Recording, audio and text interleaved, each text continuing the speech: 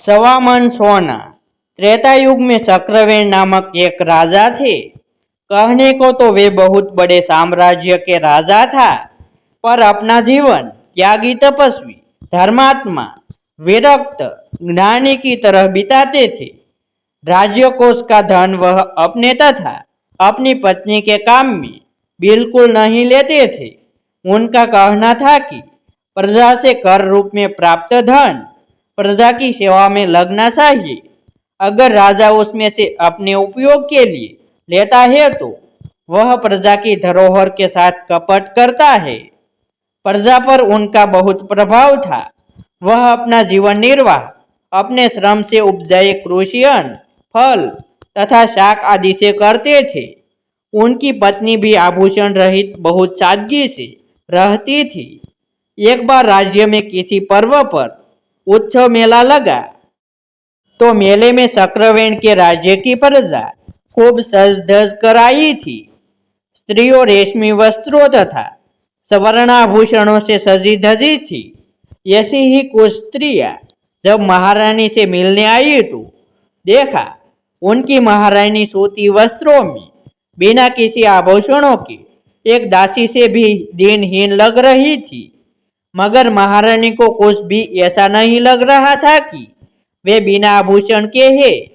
यह देखकर उन औरतों ने कहा, महारानी जी, आप इतने समृद्ध राज्य की महारानी है।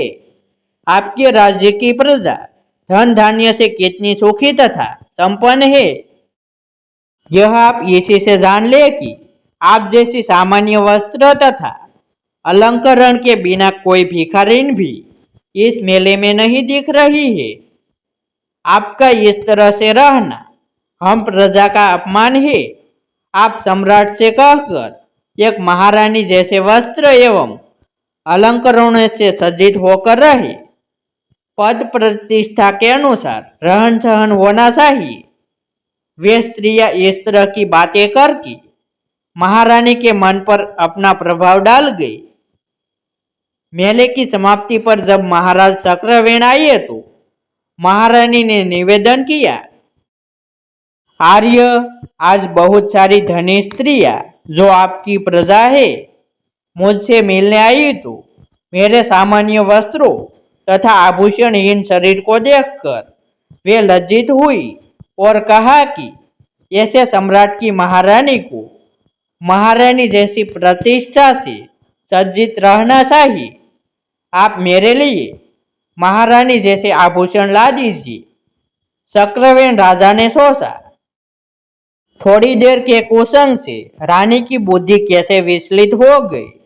प्रकट रूप से कहा, रानी, मेरे पास वैसा वस्त्र आज से लाने के लिए धन कहाँ है। मैं राजकोष से अपने या तुम्हारे लिए धन नहीं ले सकता। पर स्त्री हट तो स्त्री हट, वह भी रानी का हट।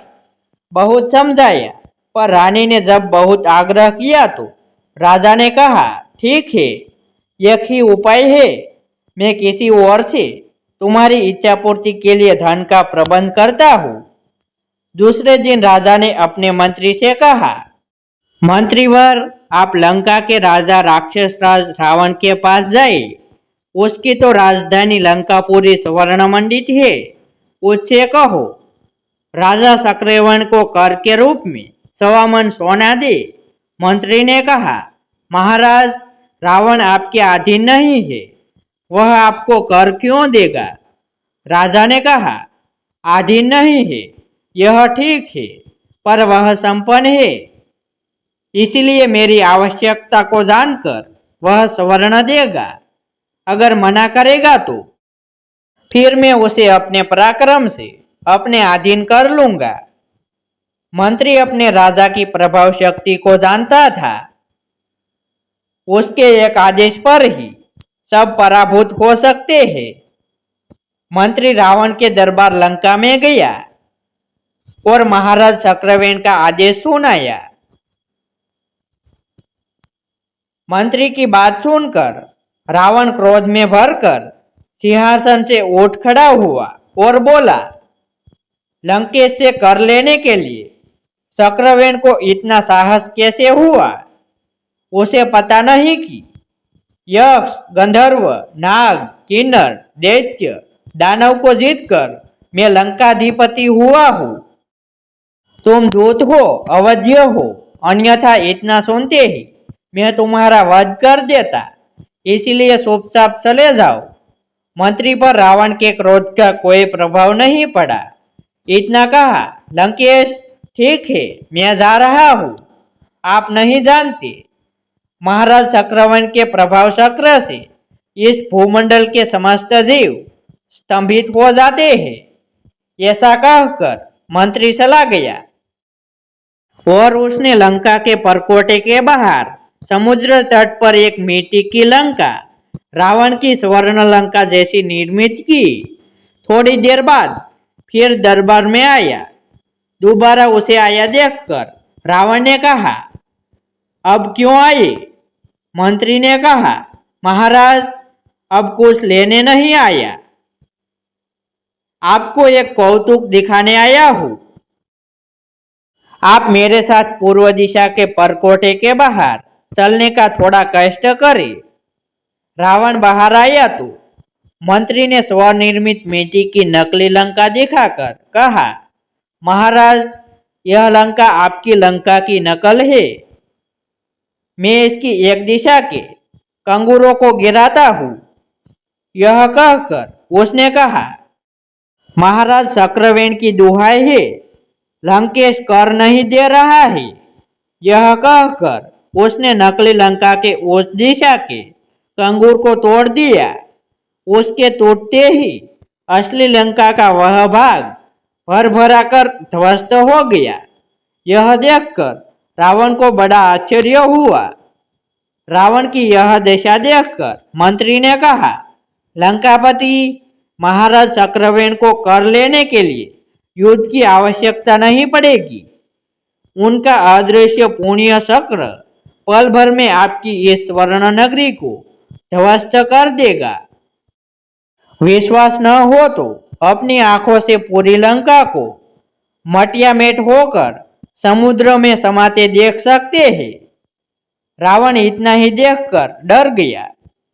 उसने 1.25 मन सोना देकर मंत्री को विदा किया। मंत्री सोना लेकर महाराज चक्रवेण तथा महारानी के सामने उपस्थित हुआ।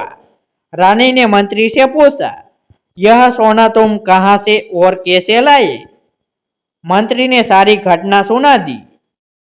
रानी अपने पति के नाम के प्रभाव का प्रताप सुनकर बड़ी लज्जित हुई कि उसने अपने पति के पुण्य प्रताप को नहीं जाना, जिसके नाम की दुहाई से ही लंका ध्वस्त हो सकती है, रावण कर दे सकता है।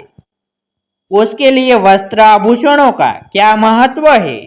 रानी ने कहा, मंत्रीवर, आप यह सारा सोना लंकेश को तत्काल लौटाइए। इस घटना से मुझे वह वस्त्र आभूषण प्राप्त हो गई जो शरीर को नहीं, आत्मा को अलंकृत करते हैं। मेरे हृदय पर पड़े थोड़ी देर के कुसंग का प्रभाव मिट गया है। मंत्री ने सारी बात बताकर सारा सोना लंकापति को वापस कर दिया। रावण के हृदय पर चक्रवेण के त्याग का अत्यधिक प्रभाव पड़ा। मंत्री को उसने बड़े आदर सत्कार से विदा किया। ऐसे ही नए नए धार्मिक वीडियो देखने के लिए हमारे YouTube चैनल सब्सक्राइब करें और वीडियो को लाइक करें। फिर मिलते हैं एक नई स्टोरी के साथ।